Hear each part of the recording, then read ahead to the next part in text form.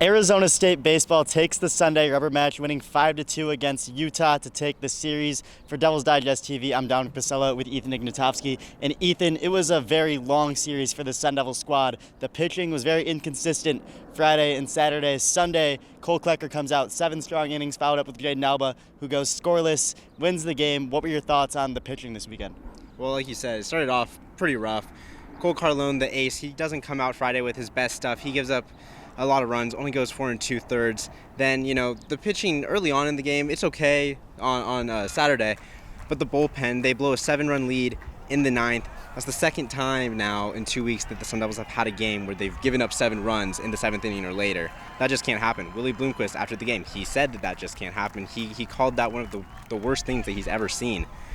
But today, Cole Klecker comes out, 7 strong innings, 2 runs, only 1 earned. He limited the damage, only walked 1 guy. Limiting those free passes was the key, and got the job done.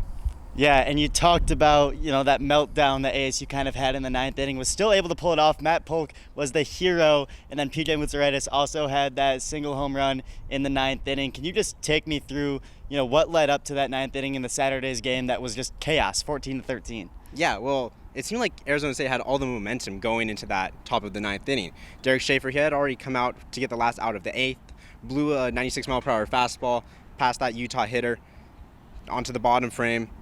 They get 5 runs of insurance. But it just all fell apart. Free passes from Derek Schaefer. Colby Guy comes in. He can't limit the damage. And eventually, Eli Buxton comes in. He does, but it's too late because he allows a single and Utah takes the lead. So Arizona State goes from looking like a surefire win to having to fight back. PJ Mutsaritis, though, bit of an underrated hero because Matt Polk's going to get all the love. But he led off the bottom of the 9th with a home run. 3 walks followed that. Infield drawn in. Matt Polk just shoots one into the outfield. Sun Devil victory. Now, it seems like every time we do one of these, Landon Hairston's name gets brought up. We have a little segment about him, but you just have to keep on talking about him. Home runs 20 through 23 in this series. He's very much on pace to break that single-season record that we've been talking about for a few weeks now. What have you made of Landon Hairston and all of his success, not only this weekend, but throughout the year? I mean, he is looking like one of, if not the best hitter in the nation. It's just kind of crazy what he's doing. He's currently on pace to break the BB Core era record for home runs in a season, which is currently held by Charlie Condon, who had 37 a few years back. He was taken 3rd overall by the Colorado Rockies after that season. The thing with Hairston is he's only a sophomore and he's not draft eligible this year. So he could potentially be, still improving, which is just wild to think. But yeah, 23 home runs. Barry Bonds, his highest season total at ASU was 23. So just to even be in that company, ASU fans are witnessing something pretty special. Cole Klecker said that they call him Harry Bonds in the clubhouse because of all those home runs he's tacking on. Willie Bloomquist said he doesn't really get into the nicknames, but said on Saturday night that, this kid's special. You have to come out and see Landon Hairston. Tried to push ticket sales a little bit while talking about him because Hairston is a once in maybe a generation type of player that you get at Arizona State or any college baseball program. And going off of that, this offense has looked explosive. Last night until the 9th inning, all of ASU's runs came by home runs. Same thing on Sunday until the very end. What have you made of the pop of this team? Obviously, Muni, pretty batter-friendly ballpark, not friendly for pitchers. What have you made of the hitting of this team? Yeah, I mean, Willie Bloomquist talks a lot about, it's the process, not the results, but the process is leading to home runs, whether that's the intention or not. Like you said, this is what the ballpark plays to. It plays to home runs. And ASU is just doing an amazing job of playing to the strengths of the ballpark.